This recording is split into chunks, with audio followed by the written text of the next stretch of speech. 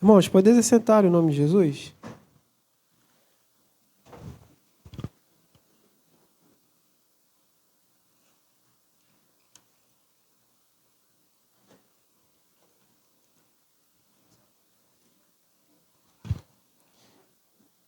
Muito rápido mesmo, né? O evangelista falou aqui, já está acabando já. Daqui a pouco chega março e aí entra abril e entra já a segunda revista do ano, segundo trimestre de 2024. E aí a gente vai continuar discorrendo, irmãos, e aprendendo um pouco mais sobre relacionamento familiar, né? Sobre pais, sobre filhos, sobre tudo que nos envolve todos os dias, né?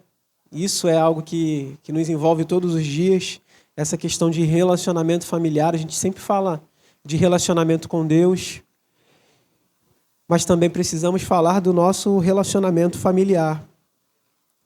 A lição de hoje, família, primeiro ministério e maior patrimônio. Nesses objetivos da lição, rapidamente aqui, só para reforçar, você tem aqui a definição, né? A família, de fato, é o primeiro ministério, o maior patrimônio e o alvo de nossa proteção.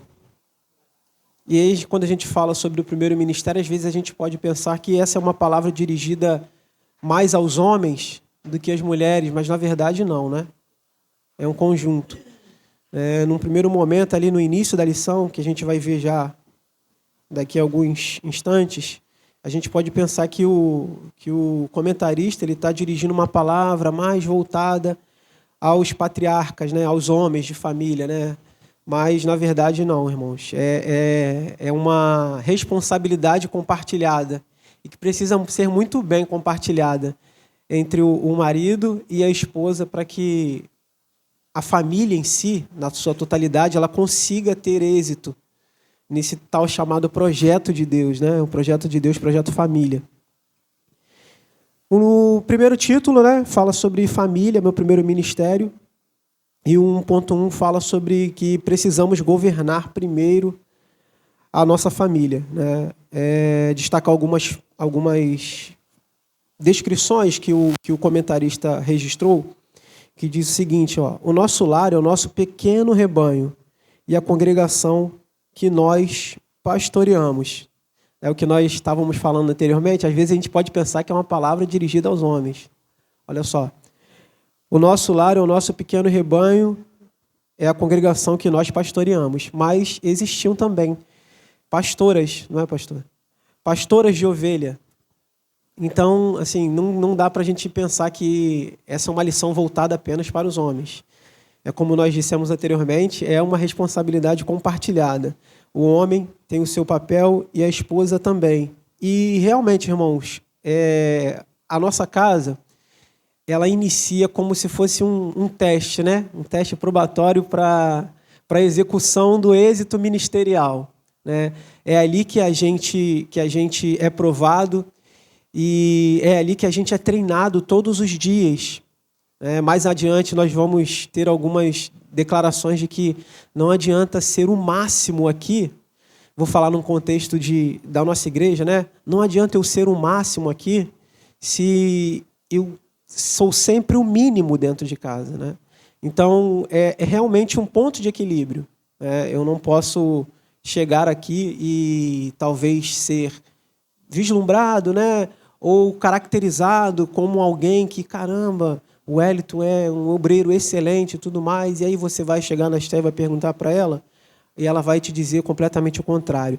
Aí você vê que existe um total desequilíbrio. E também quando você perguntar a ela, se ela te disser a confirmação de que talvez você esteja percebendo aqui, não pode ser combinado, né? Não pode chegar, vamos fazer uma combinação aqui, eu estou te tratando mal aqui em casa, mas se alguém lá na igreja te fizer pergunta sobre mim, tu não pode falar, não vai dar ruim para o meu lado. Não é sobre isso, irmãos. É com naturalidade que a gente vive, né? Com transparência. Eu não posso, enquanto esposo, vestir uma máscara, né? Ser muito bem em Nova Cidade, na congregação, e ser muito mal dentro de casa. E é isso que a palavra vai estar sempre nos orientando, né?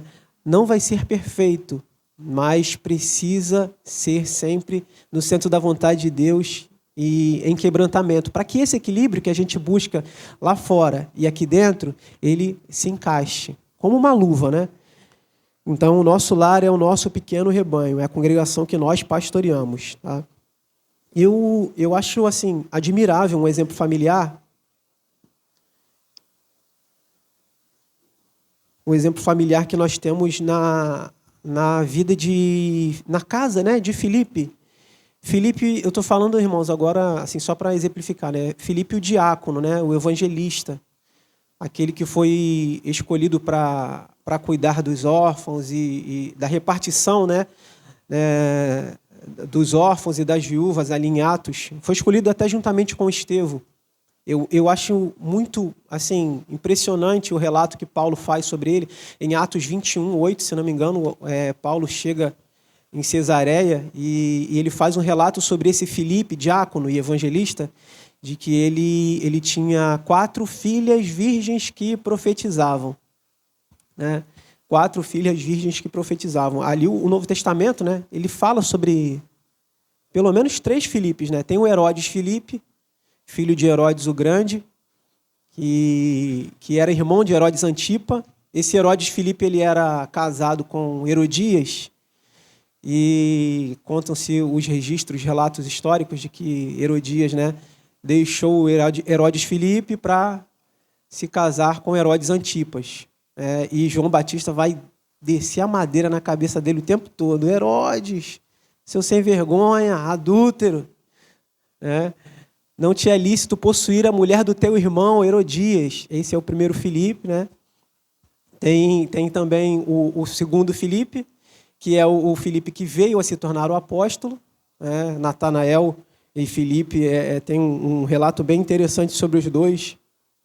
Filipe conduziu Natanael até a presença de Jesus Cristo. Aquele episódio de João bem característico, vocês se lembram? Quando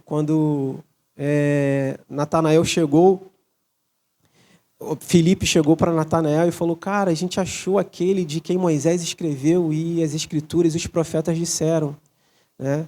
Jesus de Nazaré. E ele fala: pode ver alguma coisa boa de Nazaré? Vem ver. E ele se encontra com Jesus, e Jesus: eis aí um verdadeiro israelita em quem não há falsidade. Como é que você me conhece? Você me conhece de onde? Cara, Natanael, antes que Filipe fosse te chamar, eu já te vi lá debaixo da figueira. Aí tem o segundo Filipe, que é esse que veio a se tornar o apóstolo. E aí tem esse terceiro Filipe, que é o Filipe que pregou para o eunuco etíope, e esse que Paulo dá testemunho sobre ele. Eu fiz esse pequeno relatozinho para a gente ter só uma separação, né? Que às vezes a gente vê muitos Filipes ali no Novo Testamento e não consegue fazer uma separação de quem são eles, né? Tem o Herodes Filipe, tem o Filipe que veio a se tornar o apóstolo, e tem esse terceiro Filipe que foi o diácono, o evangelista, né? Que teve uma relevância ali no livro de Atos, muito interessante. E aí eu falo sobre a questão familiar porque chama atenção, né, irmãos? O cuidado de Deus para com a casa deste homem, deste diácono, e o fato de Paulo ter declarado sobre ele que ele tinha 4 filhas virgens que profetizavam. A gente deseja sempre o melhor para os nossos filhos e deseja sempre encaminhá-los da melhor maneira possível. Numa oportunidade ainda dentro desse contexto de revista, nós falamos sobre essa lição de que a gente sempre, normalmente, né, irmãos? A gente sempre almeja que os nossos filhos se tornem excelentes profissionais, né, nesse âmbito de mundo que nós vivemos, né? Seja como sendo um bom advogado, que se torne um bom juiz, um bom médico, um engenheiro, né? Seja lá o que for. Mas acima de todas as coisas, a gente precisa desejar profundamente que eles se tornem homens e mulheres de Deus. Amantes de Jesus Cristo. Lembra da expressão amante? Aqueles que amam a Jesus Cristo, amam a Deus acima de todas as coisas e ao próximo como a si mesmo. Então, esse eu acho que esse deve ser o nosso desejo e o nosso motivo de oração, né, dentro desta congregação que é a nossa casa. No primeiro momento, Senhor, que ele, que ela sejam cheios do Senhor, porque se eles amarem a Deus acima de todas as coisas e ao próximo como a si mesmos, irmãos, tudo o que eles fizerem ou o que eles se tornarem será de acordo com a vontade de Deus. Então, acho que a prioridade é essa, né? Às vezes a gente foca no profissionalismo, né? Muito mais na questão profissional do que na questão espiritual. Mas a gente precisa inverter um pouco esses valores, né? Instruir os nossos filhos para serem voltados à questão espiritual, porque depois a questão profissional, familiar, tudo vai se encaminhando, porque a base foi muito bem estabelecida, a base espiritual nos ensinamentos dos pastores e das pastoras que aqui estão, né? Do rebanho dos seus próprios lares. Quem são esses pastores, essas pastoras que eu estou falando? Os pais e as mães, nós, né? Somos os pastores dos nossos lares. 1:2 vai falar sobre uma característica de que precisamos conquistar primeiro a nossa família, né? Tem uma frase que o comentarista deixa registrado que diz o seguinte, ó: muitos ajudam famílias de fora, de outros estados, o que não é errado, mas não ajudam suas viúvas, seus órfãos e pais idosos. É aquela questão de prioridade que nós havíamos falado anteriormente, né? Eu não acho que um exemplo que me vem à cabeça agora é o pessoal que veio aí do grupo missionário Gideões, né? Gideões, né? Eles desempenham um trabalho sensacional, irmãos. Só de você ver aquela Bibliazinha azul, né? Aquela Bibliazinha azul do Novo Testamento, ela é histórica. Então eles fazem aquela distribuição. Foi interessante ter assim a relembrança, né? Da Bibliazinha camuflada para os militares, né? Da Bibliazinha branquinha para o pessoal da saúde. Por que eu estou dizendo isso? Porque, às vezes, por exemplo, nós poderíamos nos empenhar e abraçar a causa dos Gideões. Mas se eu abraço a causa dos Gideões e não abraço a minha família dentro do meu lar e desestruturo tudo, não faz sentido eu me aplicar em lutar por outras famílias, bairros, cidades, nações, se eu larguei completamente de mão a minha família, não tenho cuidado dela. Então, é exatamente sobre essa questão. Nós precisamos conquistar primeiro a nossa família, né? Em amor, em santidade, em oração, em cuidado, em tratamento. Eu preciso tocar os meus. Eu preciso proteger os meus dentro do meu lar. Que quando eu faço isso de maneira coerente, apegado a Deus, agradando ao Senhor e pedindo a Ele direção e liderança, Ele vai perceber que o meu bom trabalho dentro de casa pode ser replicado para fora do meu lar, né? E aí eu começo a ser útil no reino de Deus, porque tive uma base boa, um bom treinamento, eu passei na prova. Que prova foi essa? Cuidar dos meus, né? Ser um bom pai, ser uma boa mãe, ser um bom filho. Quando eu, no estágio probatório dentro de casa, consigo ter êxito naquilo que Deus me entrega para realizar, Ele expande a missão e faz com que sejamos também bênçãos para outras pessoas fora do nosso lar. É aí que o ministério se expande, né? O pastor, por exemplo, o pastor Moisés aqui, ele não teria aval e êxito de Deus se ele não tivesse, ao longo dos anos e da trajetória, lutado pela sua família o tempo todo e como faz até hoje, né? E isso é para cada um de nós, irmãos. Não dá para... A gente já bateu nessa tecla várias vezes, né? O sucesso ministerial, ele nunca vai compensar o fracasso familiar. Nunca vai compensar o fracasso familiar. 1:3 fala sobre que precisamos restaurar primeiro o altar da nossa família, né? E o autor vai falar em um determinado momento, no 1.3, o seguinte, ó: a nossa comunhão com Deus começa dentro da nossa casa. E aqui é interessante essa definição, ó. Não adianta querer ter comunhão vertical se a horizontal está quebrada. Qual é a comunhão vertical? A comunhão vertical é aquela que se estabelece, né, aqui, ó, nesse sentido, né? terra ao céu, céu e terra, e a vertical, a horizontal, perdão, é aquela que se estabelece de um lado a outro, né? É aquela que nós temos com os nossos familiares, por exemplo. Então, o que ele está querendo passar aqui nessa frase que ele diz que não adianta querer ter comunhão vertical se a horizontal, esquerda, direita, assim, ó, que é a que a gente estabelece dentro do lar, está quebrada. Então, eu preciso necessariamente o quê?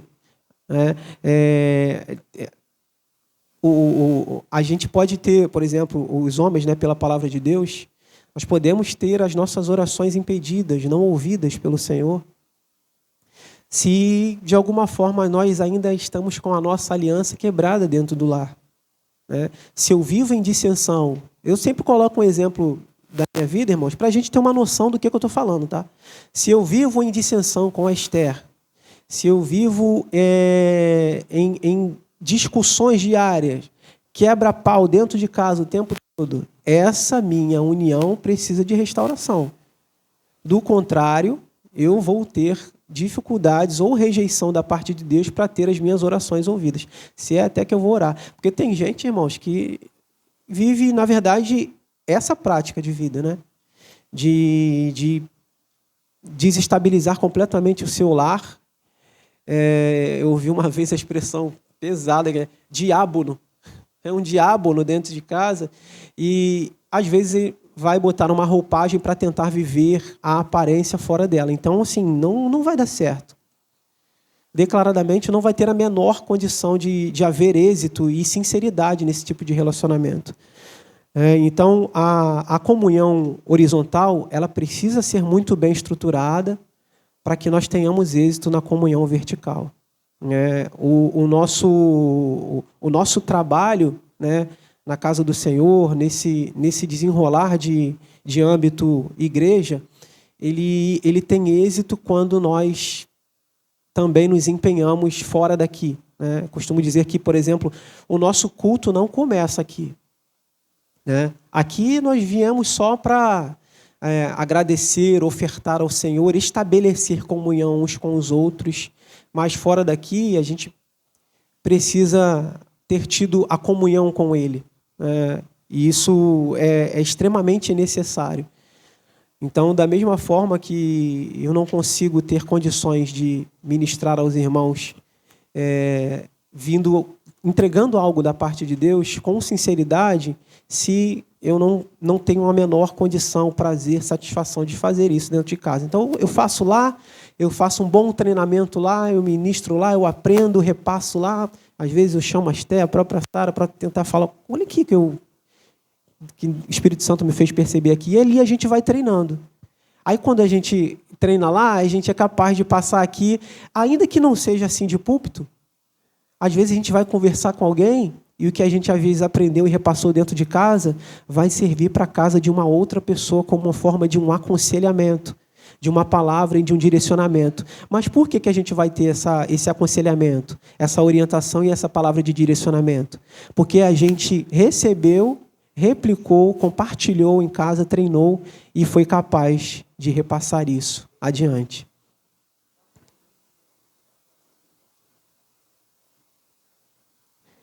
Aqui a gente entra no título 2, para falar de família, meu maior patrimônio.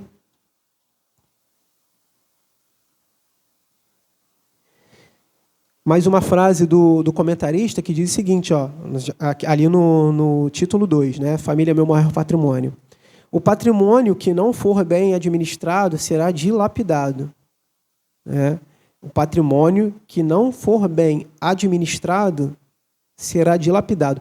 Dia desses eu estava vendo uma reportagem sobre os Emirados Árabes Unidos, de veículos de luxo de alto valor, de milhões e milhões de dólares, abandonados nos arredores dos aeroportos, né? E a reportagem dizia que quem não pagasse por inteiro, não completasse o valor, a quitação do veículo, poderia ser preso nos Emirados Árabes Unidos. Então as pessoas conduziam os veículos até os aeroportos, deixavam lá no estacionamento, pegavam um voo e iam para outro país. né? As pessoas literalmente fugiam na iminência de serem presos, né? E aqueles veículos ficavam lá abandonados, milhões e milhões de dólares. Veículos caríssimos ficavam lá, com poeira, cobertos, dilapidados. Estou citando esse exemplo porque é um tanto quanto similar à nossa questão familiar, ao nosso relacionamento. Se o comentarista ele, de alguma forma expõe a família como sendo o nosso maior patrimônio, nós precisamos lutar para administrá-la da melhor maneira possível. Do contrário, se nós a abandonarmos, ela será dilapidada e nós também. Perderemos completamente o valor, e não importa o quão valiosos nós sejamos. Se nós não nos empenharmos, não lutarmos, né, se largarmos de mão, esse patrimônio que o comentarista expõe aqui, ele vai ser dilapidado, né? E aí no 2.1 ele entra na questão de compreender o significado de patrimônio. Segundo o dicionário, patrimônio é herança sucessória. A gente lembra logo do filho pródigo, né, irmãos? Herança sucessória, ou seja, você não pega em vigência quando o seu patriarca está vivo. Então, é sucessória, posterior. Segundo o dicionário, patrimônio é herança sucessória. Conjunto dos bens familiares, ativos financeiros, objetos preciosos, coisas valiosas, riquezas. E aí, ele está colocando aqui no sentido figurado, que é exatamente o seguinte, ó. No sentido figurado, essa questão de patrimônio é aquilo que há muito estimado. É muito estimado como um tesouro, um diamante lapidado, uma joia rara. Eu tentei pegar ontem, né? Estava dando uma refletida sobre essa questão da lição de patrimônio, e o sentido etimológico, etimologia é o significado das palavras, né? É o sentido de cada palavra. Então, o significado etimológico ali de patrimônio vem do latim, que é uma junção de duas palavras, pater, que significa pai, e monium, recebido. Olha só que interessante. Patrimônio é a junção de duas palavras, vem do latim pater, que é um significado de pai, e monium, que é um significado de recebido. E a gente sempre tem a oportunidade de aprender, ainda até nesses primeiros 3 meses do ano, que a família é um projeto de Deus, né? É algo que vem de Deus para as nossas vidas. E aí o autor coloca aqui como patrimônio, e o sentido da palavra patrimônio, olha só que interessante, é recebido do pai. Pater, pai, monium, recebido. Então, a família que nós recebemos, ela é literalmente, irmãos, na essência de tudo, um patrimônio que nós recebemos vindo do pai. E aí a gente retorna, de alguma forma, esses frutos a ele através dos filhos, pois a palavra de Deus diz que os filhos são herança do Senhor. Então, tudo se encaixa, irmãos. Às vezes, nosso entendimento e a nossa percepção é bem rasa mesmo, mas a palavra de Deus ela tem mistérios e segredos muito profundos que nos orientam, que nos instruem, e à medida que nós vamos descobrindo, nós vamos nos aprofundando cada vez mais nele. E isso faz com que a gente tenha mais sensibilidade, mais percepção e mais maturidade para lidar com os problemas familiares. Somos mais capazes de desenvolver experiência e contribuir cada vez mais com a nossa família, com o crescimento dos nossos, né? Maridos, esposas e filhos. O 2.2 fala sobre como guardar bem o tesouro incomparável. A palavra de Deus em Apocalipse capítulo 3, versículo 11, diz-nos o quê? Guarda o que tens para que ninguém tome a sua coroa. Então, ele fala num contexto desse patrimônio. Primeiro ele fala sobre o patrimônio ali, né? E fala sobre guardar bem o tesouro incomparável. E o comentarista cita Apocalipse capítulo 3, versículo 11, para guardarmos o que temos para que ninguém tome a nossa coroa. No 2.3 ele fala sobre a indispensável solidez do patrimônio. Ele está fazendo um apanhado aqui, tá, irmãos? Um apanhado sobre essa questão de patrimônio, né? No 2:1 foi compreendendo o significado de patrimônio. No 2:2, como guardar bem o tesouro incomparável. E o 2:3, a indispensável solidez do patrimônio. Aí aqui, olha só, ele vai trazer uma palavra relacionada, uma palavra de direcionamento para o homem, né? E uma palavra de direcionamento para a mulher. Essa palavra, irmãos, o Salmo, né, 128, ela já havia sido colocada anteriormente em outras lições, em outras oportunidades. É como nós sempre dizemos, algumas coisas que nós vamos aprendendo no decorrer das lições, elas vão acabar se repetindo, mas essa palavra que se renova vai fazer com que, de alguma forma, aquilo que eu ouvi numa lição anterior relacionada a um verso soe de uma maneira diferente, talvez, numa segunda oportunidade que eu ouça, né? E aí eu acumulo conhecimento. É igual o filme que, às vezes, nós vemos uma vez, aí a gente tem uma percepção, caramba, interessante essa cena e tal. Aí, se a gente tiver uma oportunidade de ver uma segunda vez, caramba, eu não tinha percebido isso aqui. E isso faz sentido com aquela outra situação lá, caramba, por isso que eu não tinha entendido da primeira vez aquilo. Então, é sobre isso, irmãos. Muitas coisas, muitas passagens bíblicas e interpretações vão acabar se repetindo entre as lições. E se de alguma forma você perceber que tem algo se repetindo, mas isso aqui falou na lição tal, pode ter certeza que o teu conhecimento vai ser mais aprofundado, porque o que você acumulou naquele momento que repetiu vai se somar àquilo que você está aprendendo agora, né? O que você acumulou no momento em que você ouviu vai se acumular no momento em que você está ouvindo a repetição agora. E aí no 2:3... ele fala sobre uma palavra de direcionamento para os pais, aos homens, e uma palavra de direcionamento para as mulheres. Em relação aos homens, ele cita o Salmo 128. Bem-aventurado o homem que teme ao Senhor e anda nos seus caminhos. Ele cita o Salmo 128 para um direcionamento aos pais, para que a gente se apegue de fato a essa palavra, irmãos. O temor ao Senhor, ele é extremamente necessário. Princípio da sabedoria. Então, bem-aventurado o homem que teme ao Senhor e anda nos seus caminhos. A gente pode perder muitas coisas no decorrer da caminhada, nós, homens de Deus, né? Principalmente em um sentido e âmbito material. As coisas temporais, as coisas passageiras. As coisas que estão aí para ficar aí mesmo, para se perder ainda. Mas existe algo que nós não podemos perder. Porque se nós perdermos isso, nós perdemos tudo no decorrer para a eternidade, que é o temor ao Senhor.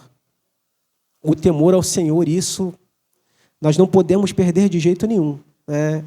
Eu costumava, em algumas oportunidades, dizer aos jovens, nas lições que nós tínhamos lá em cima, que nós podemos ouvir todo e qualquer tipo de sentença que o homem é capaz de proferir aqui na terra. Nós podemos ouvir todo e qualquer tipo de sentença que o homem é capaz de proferir aqui na terra. Você está demitido, você só tem 1 mês de vida, a sua causa foi perdida, o seu patrimônio foi dilapidado, mas a única coisa que nós precisamos lutar para não ouvir é apartai-vos de mim.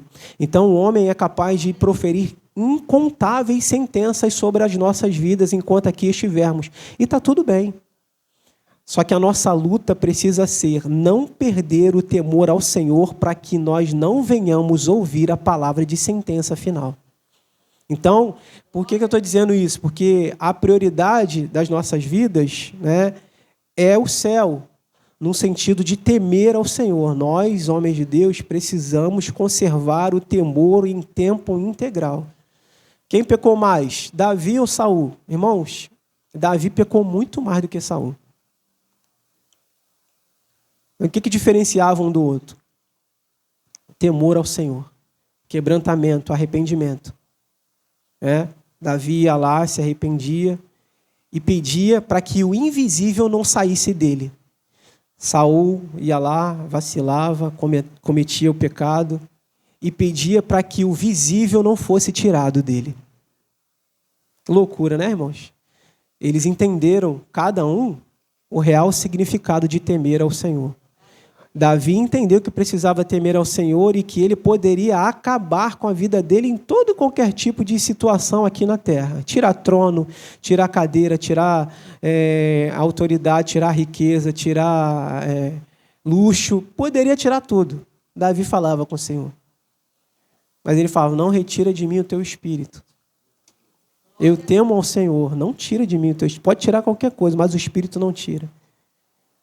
E aí, quando Samuel ia lá repreender Saul, ele falava, pô, não me tira do trono, não. Não tira minha autoridade perante os homens, não. Então, assim, são percepções. Então, o autor ele coloca aqui o Salmo 128 num direcionamento aos homens para dizer que bem-aventurado, feliz é o homem que teme ao Senhor e anda nos seus caminhos. E aí ele traz uma palavra de orientação e direcionamento também às mulheres, E fala sobre a sabedoria da mulher em administrar. O pastor, dia desses também atrás, ele falou sobre essa questão, essa percepção feminina. E não é só, irmãos, quando a gente, às vezes, tá diante de uma harpa que está diante da gente, às vezes a esposa fala assim, vai lá, a harpa está lá no púlpito. A gente vem aqui, pega o microfone, o controle do ar-condicionado, pega a revista, vai para o outro lado, não está aqui não. Aí ela vem, estica a mão e pega aqui, ó, a harpa aqui. E não é por maldade não, irmãos. Eu não sei o que acontece. Não é por maldade. Não é por maldade que nós homens fazemos isso. Eu acho que dá uma cegueira na gente, Deus coloca uma cegueira na gente, para a gente, nas pequenas coisas, ter a percepção de que precisa dessa sabedoria feminina, E o autor ele expõe muito bem essa questão, citando o Provérbios 21, Provérbios 31, verso 10. Mulher virtuosa, quem a encontrará? Seu valor excede ao de rubis. E o pastor tinha mencionado dias atrás essa capacidade, essa percepção e essa sensibilidade que a mulher tem no que diz respeito à administração, às vezes muito mais do que o homem. E muitas vezes muito maior do que o homem. Pela sensibilidade, pela percepção, pela cautela, pelo cuidado. E é exatamente sobre isso, irmãos. Quem encontrará a mulher virtuosa? Aquele que achou de fato assim, um tesouro e muito do sucesso, a grande parte do sucesso que este homem que achou essa mulher virtuosa terá na terra, se dá por conta desse grande tesouro que ele encontrou. Mulher virtuosa, Provérbios 31, verso 10. Quem a encontrará? Seu valor excede ao de rubis. Aí a gente entra no 3, que ele vai falar sobre a consciência de proteger a família. Consciência de proteger a família. Aqui o comentarista apresenta a consciência como um tribunal particular. Como um tribunal particular. E sobre essa questão, irmãos, de consciência, que é interessante, não cita aqui na revista, mas me veio à memória, no momento em que eu estava refletindo sobre esse título 3, a palavra consciência, Paulo faz uma explanação sensacional, irmãos. Se vocês puderem guardar aí, anotar ou gravar, depois meditem com tranquilidade. Em Romanos capítulo 2, Paulo vai fazer uma explanação muito interessante sobre essa questão de consciência. Sobre consciência do pecado, sobre consciência do erro, sobre a consciência do bem e do mal. Romanos capítulo 2. Depois vocês meditem com calma. E meditar é diferente de ler, irmãos? Às vezes a gente pode pegar e ler 10 capítulos assim...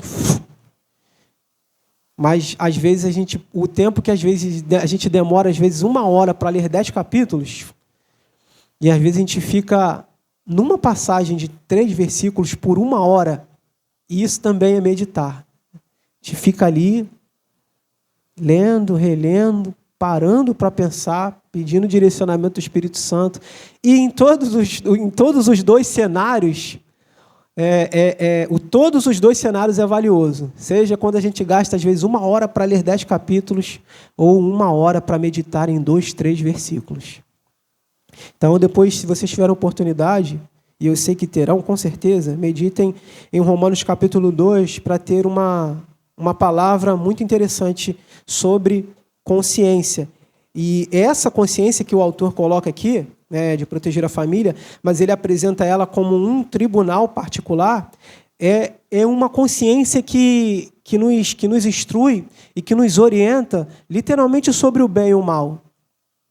E lá em Romanos 2, Paulo vai falar sobre essa capacidade de consciência, de que aquele que pecou sem lei será julgado. Aquele que transgrediu a lei, pela lei também será julgado. Então, não tem para onde correr. A consciência que Deus nos deu, ela sempre vai ser um balizador das nossas ações.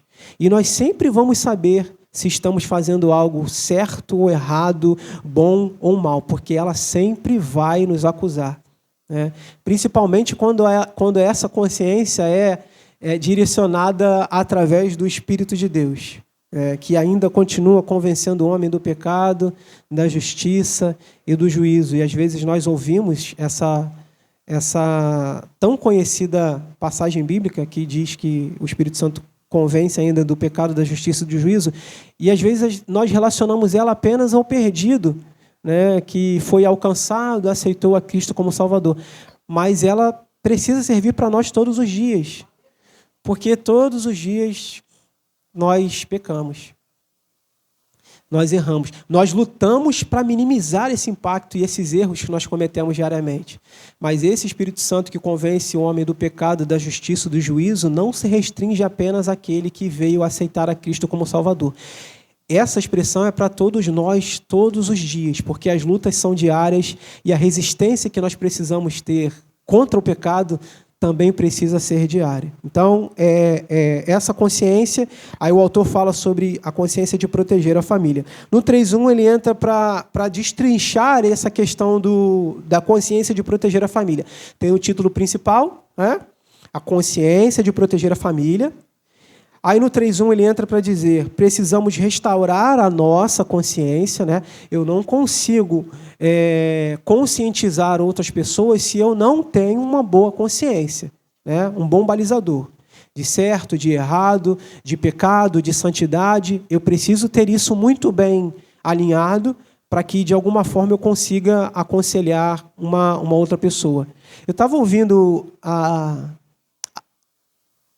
a editora Betel, ela costuma colocar lições no YouTube toda semana.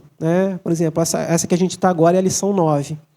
Então, por volta de quinta, sexta-feira, eles se reúnem ali para, por 1 hora, falar um pouco sobre essa lição da semana. E, no caso, essa semana eles falaram sobre a lição 9. Eu estava ouvindo um dos pastores sobre esse contexto que eu estou falando aqui para vocês. Primeiro, restauramos a nossa consciência. Eu estou no 3.1, tá?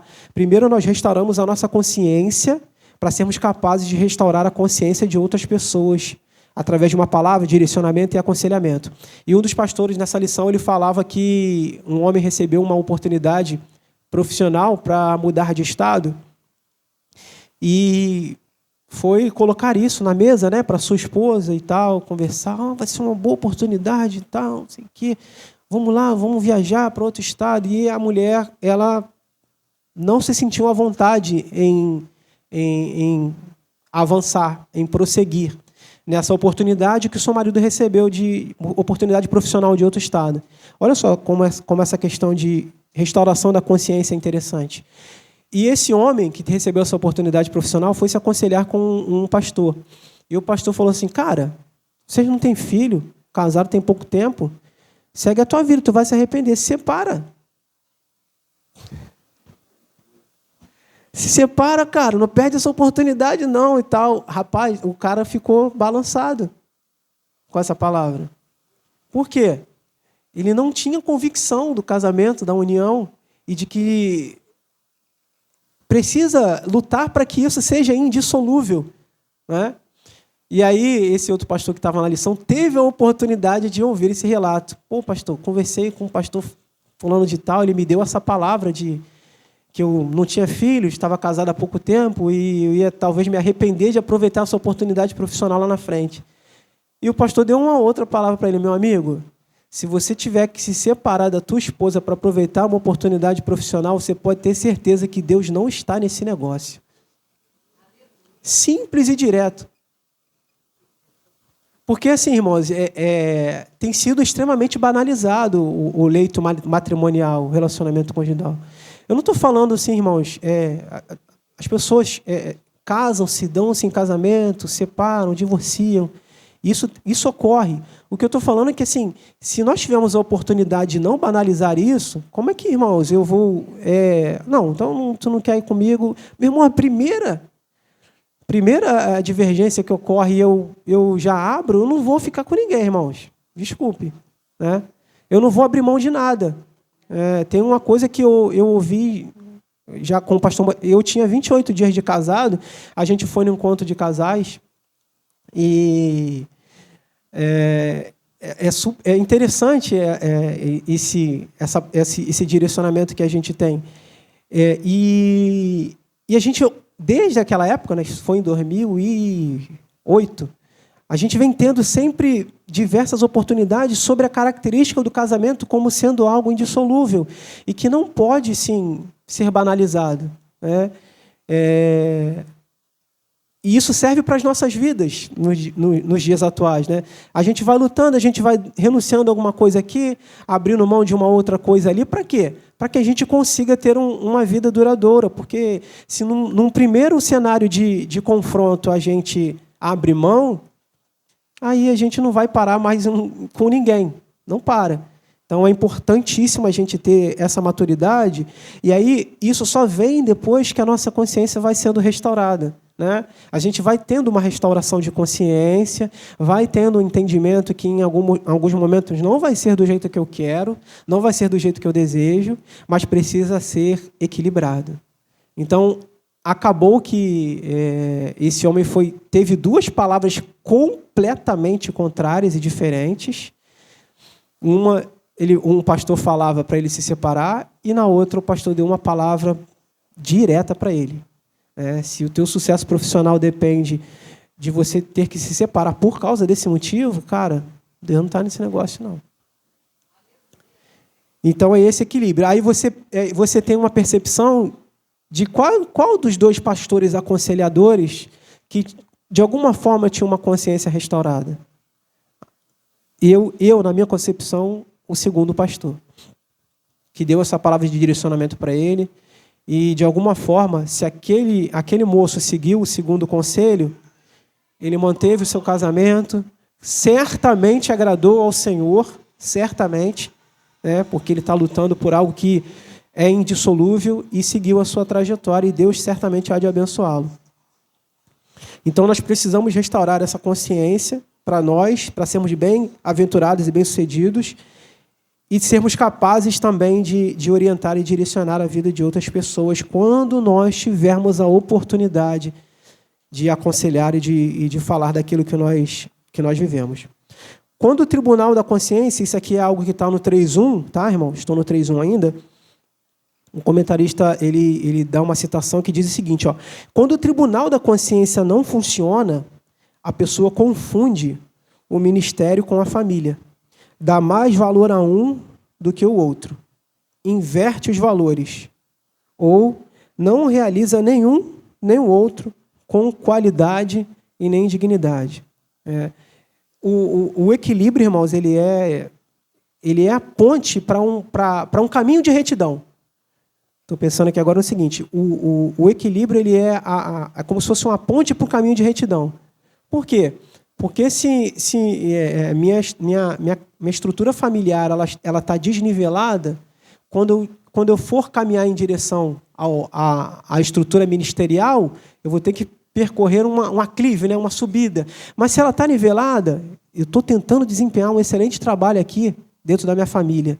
Agora eu vou lá para a igreja. Ela fica assim, irmãos, Você não precisa lutar para subir, porque minha consciência de homem de Deus e de pai, ela está desestabilizada, está desestruturada, e eu estou deixando cair as minhas responsabilidades, deixando cair, mas eu tenho que ir lá para a nova cidade, aí eu tenho que fazer isso aqui.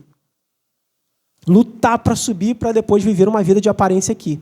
Mas quando eu vou lutando para elevar o moral aqui, ó, trabalhando, consciente, aí eu coloco a minha consciência, meu nível familiar aqui, quando eu tenho que vir para cá, para a nova cidade, para desempenhar algum tipo de trabalho, eu não tenho dificuldade de sair de um ambiente para outro e mantenho a minha dignidade. Por quê? É por mim mesmo? Não.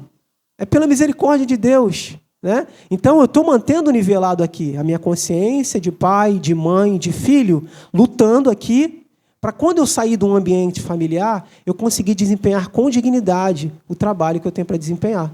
Na congregação, no aconselhamento, na vida, na família. Está dando para entender? Então, assim, eu não posso desnivelar. E tem gente que prioriza mais um lado do que o outro. A palavra de Deus diz, né, não está relacionada a esse contexto, mas é só um exemplo. Né? Ninguém pode servir a dois senhores, porque há de agradar mais a um do que a outro. Né? Mas o homem e a mulher, eles precisam ter equilíbrio para equiparar as duas circunstâncias, as duas situações. Né? O trabalho dentro de casa e o trabalho fora de casa.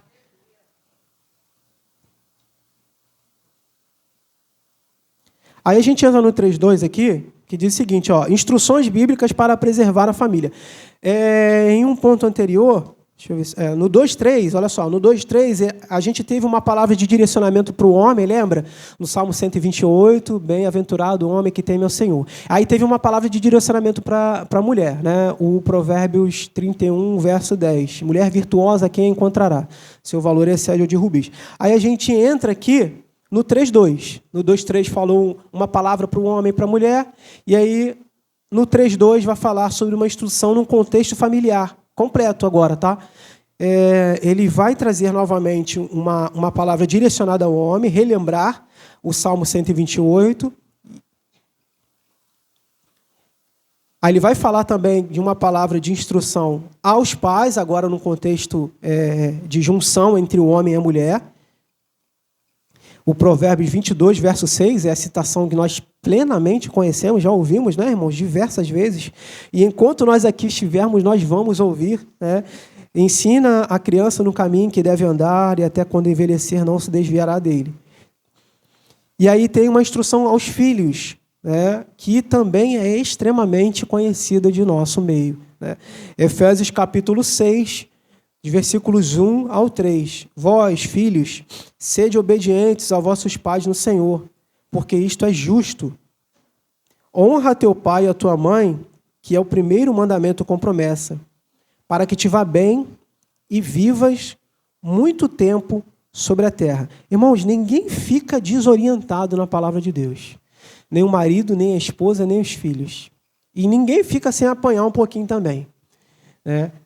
Ninguém fica sem ser confrontado. Então, a palavra ela tem orientações e direcionamento para toda a estrutura familiar.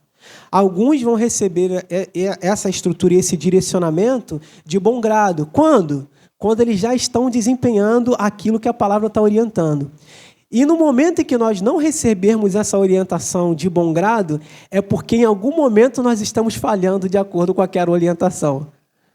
Quando nós recebemos uma palavra de direcionamento, o marido recebe, e caramba, eu estou bem nesse ponto aqui. Mas quando essa mesma palavra é mencionada a um outro homem, a um outro líder de família, não é muito bem assim, não. É porque em algum momento a gente está dando uma vacilada. Né? Quando a mulher ouve uma palavra de direcionamento, né? Mulher sábia que edifica a casa e a tola que destrói com as suas próprias mãos, o momento em que ela se encontrar vai determinar a receptividade por essa palavra, talvez, dela. Né? A mulher que estiver bem ali, estiver lutando para andar em integridade dentro do seu lar, ela vai se caracterizar como a tal da mulher virtuosa. E aquela que talvez estiver vacilante, ela talvez não vai entender muito bem. Mas a nossa oração é para quê? Para que o Espírito do Senhor fale muito bem e cada vez melhor ao coração daquele que recebeu a orientação e, de alguma forma, não se sentiu muito à vontade. Porque, irmãos, a palavra de Deus não é sempre para a gente se sentir à vontade, não. Né? É para confrontar, literalmente. Tá? Para que a gente receba e aprenda. Né? Se nós estivermos vacilando, aí vem a palavra de Deus e dá uma orientação. Eu estou sendo desleixado no trato com o lar, né? Eu estou sendo desleixado no relacionamento com Deus. Aí vem a palavra, o homem que teme ao Senhor é bem-aventurado. E aí eu não estou... A consciência que a gente falou tanto hoje, quando ela bate na gente, cara, eu não estou temendo ao Senhor da maneira que eu deveria. Vai me causar o tal do confronto. E aí, o problema não é ser confrontado, o problema é o que eu vou fazer com a palavra que me confronta.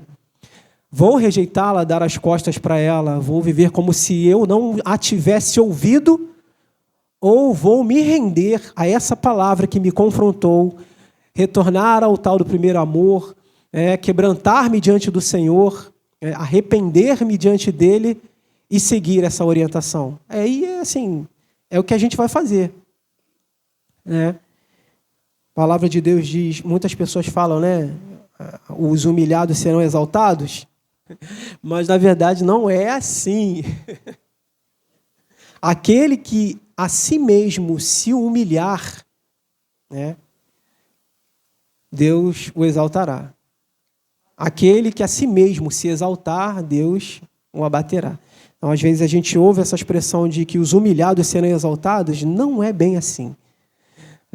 Nem sempre os humilhados serão exaltados, não. Então, agora, eu posso te garantir que aquele que se humilhar, Deus é capaz de o exaltar. Então, essa palavra que confronta, que nos traz a consciência, ela vai fazer com que, de alguma forma, nós estejamos caracterizados dentre aqueles que vão se humilhar diante do Senhor. Para ser um melhor pai, para ser um melhor filho, para ser um melhor marido, para ser uma melhor filha, uma melhor esposa, uma melhor mãe. Então, quando a palavra vier para nossas vidas e nos confrontar, irmãos, não fique triste, não fique chateado, apenas receba essa palavra, Senhor, se eu estou sendo capaz de ouvi-la agora, né, se eu estou sendo capaz de desfrutar do castigo e da repreensão, é porque eu não sou filho bastardo, pois o Senhor castiga e repreende aqueles a quem Ele ama. Pois se estás sendo repreendido, pois se estás sendo castigado, você não é o bastardo, você é o filho. Então a gente recebe de bom grado. Lembra quando os discípulos eles se alegravam em poder passar perseguições? Cara, isso para mim soa assim... a gente fica fugindo da luta, da prova, da palavra de repreensão, do enfrentamento e do confronto, e eles ficavam assim, rapaz, tu viu, eu tomei tanta chicotada por amor de Jesus. Eu fico assim, eu fico com medo, irmãos, cara, eu não sei se eu aguentaria esse trem, não, mas se viesse, tu me sustenta. E é basicamente sobre isso. Quando a gente, às vezes, ouve uma palavra de orientação e de direcionamento da palavra de Deus, que às vezes a gente não recebe muito bem, cabe a nós a reflexão. E aí a gente volta naquela questão de consciência, do Espírito Santo e tudo mais. Né? Repito, não é a palavra de confronto e de repreensão que é ruim. É o que a gente vai fazer depois de ouvi-la. Isso é o que vai ser o fator determinante, preponderante para a nossa caminhada. Né? Então a gente passou aqui pelo 3.2, né, para falar sobre essa orientação novamente, né, ao marido e à esposa e aos filhos. E aí a gente entra no 3.3 aqui, ó, já se encaminhando para a conclusão. Cuidar da família é um privilégio para cada um de nós. Aqui o comentarista ele vai trazer para a gente a consciência de mordomia, né? A consciência de servir ao Senhor com aquilo que Ele colocou para a nossa responsabilidade. Então, se a gente está falando num contexto familiar, cada um tem as suas particularidades dentro de casa, dentro do lar, e as suas responsabilidades. Né? Então, ele coloca isso como sendo um privilégio e cita essa questão da mordomia para cada um de nós. Então, nós somos mordomos das nossas famílias, né? E precisamos ser fiéis em desempenhar essa mordomia. Né? Primeiro, acima de tudo, nós somos mordomos do Senhor servindo aqui. Né? Nós exercemos essa questão da mordomia dentro dos nossos lares como ao Senhor. Tem até um comentário que provavelmente não vai estar aí no tópico 3.3, mas é um comentário que consta na revista que diz o seguinte, ó, a Bíblia oferece os elementos necessários. Nesse momento você vai só acompanhar mesmo essa leitura, porque não deve estar escrito aí para vocês. A Bíblia oferece os elementos necessários e básicos para o aperfeiçoamento da nossa família, crescimento e amadurecimento na condução dela. Recorrer à palavra de Deus, que é o referencial do casamento e da família, faz com que as dúvidas sejam dissipadas e possamos vencer as crises que normalmente acontecem e passam a ser normais na família. Mas todas as crises nos dão oportunidade de crescermos um pouco mais e ganharmos mais experiência para passar para a nossa descendência. Essa é a pedagogia de Deus para as nossas vidas, né, irmãos? Como nós falamos anteriormente sobre se não estamos sendo repreendidos pelo Senhor, mesmo diante dos erros, o perigo é muito grande, irmãos. Por que o perigo é grande? Porque podemos ter alcançado um nível de termos sido entregues às nossas próprias paixões e desejos, né? E esse é o pior nível para o homem, para a mulher, para a família. Então, enquanto nós estivermos sendo tratados pela palavra, sendo orientados, sendo direcionados, nós precisamos nos alegrar, mesmo quando a palavra às vezes aperta-nos um pouco mais. Por quê? Nós teremos a consciência de que é o Senhor quem nos está tratando, nos está aperfeiçoando, para que, após sermos aperfeiçoados, sejamos capazes de contribuir no aperfeiçoamento dos nossos, né? Como é que nós vamos aconselhar aqueles que passam por um grande momento de dificuldade se nós não tivermos esse período, essa experiência? Vai ficar só na teoria, né? A gente não vai conseguir contribuir com um exemplo prático. A gente vai dar uma orientação, um direcionamento bíblico pela palavra, mas não vai ter aquela cereja do bolo. Qual é a cereja do bolo? A experiência. A palavra ela é necessária, ela é fundamental, ela é basilar. Mas quando nós temos a experiência, cara, eu vivi isso aí que você está vivendo. E aí a gente alia o conhecimento da palavra com o conhecimento prático. E como é que tu passou por isso? Olha, eu fiz isso. Às vezes nós podemos dar o direcionamento para outras pessoas porque nós aprendemos dentro de casa.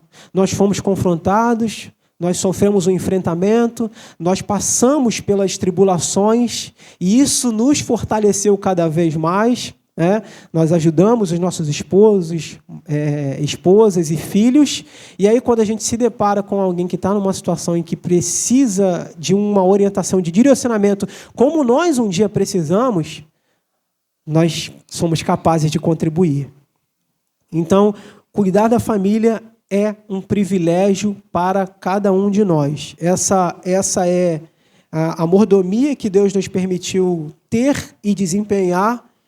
E enquanto nós estivermos sendo tementes a Ele, irmãos, os problemas e as tempestades, elas continuarão, mas existe uma grande diferença. Nós estaremos apegados a Ele para conseguirmos superar todas essas tais dificuldades e tempestades, sendo orientados pela sua palavra, pelos seus ensinamentos, pelas suas orientações, e pela esperança de ultrapassarmos todas elas enquanto nós estivermos temendo ao Senhor dentro dos nossos lares, dentro das nossas famílias. A conclusão nos diz o seguinte, irmãos, quem não cuida, honra e protege a sua família, negou a fé. Aí fala de uma característica do obreiro aprovado, né? Quem não procura apresentar-se aprovado a Deus, infelizmente o seu ministério não será bem sucedido. Então, irmãos, palavras-chave aí que nós tivemos, né? Consciência, ministério, capacidade de proteger, proteção é uma das palavras-chave que nós tivemos na lição de hoje, né? Então, cuidar, honrar, proteger a família. Se nós largarmos de mão essa responsabilidade, nós entramos na caracterização daqueles que são piores que os infiéis. A gente não só baixou o nível, a gente aprofundou. Foi lá no petróleo para descer mais ainda o nível, né? Porque nós temos uma consciência, nós temos uma responsabilidade, nós temos uma palavra de orientação e direcionamento, e quando nós negligenciamos isso, aqui está o nível do infiel, aqui está o nosso nível. Quando nós negligenciamos isso, nós passamos pelo nível da infidelidade e descemos mais ainda. Somos piores do que o infiel. Então, essa é uma palavra que já não vai dar mais para a gente fugir dela, porque nós já aprendemos. Nós somos agora, a partir dessas lições e de tudo que a gente vem aprendendo, nós somos os chamados indesculpáveis. Não vai ter condição de dar desculpa. Por quê? Porque Deus falou conosco, através da palavra, através da lição, através das ministrações. Então, quando a gente chegar mais, não vai ter porém. Nós nos tornamos indesculpáveis por aquilo que aprendemos e por aquilo que necessariamente precisamos praticar. Amém, irmãos? Deus abençoe sua vida, tá? Que o Espírito do Senhor fale cada vez mais e melhor ao teu coração, assim como eu desejo que fale também mais e melhor ao meu, para que nós sejamos capazes de ser equilibrados e bons direcionadores e encaminhadores dos nossos lares, tá? Seja na condição de pai, de filho, de esposa, né? Que nós possamos ser pessoas que contribuem de forma temente para o avanço e o crescimento do reino de Deus. Obrigado, tá? Deus abençoe sua vida.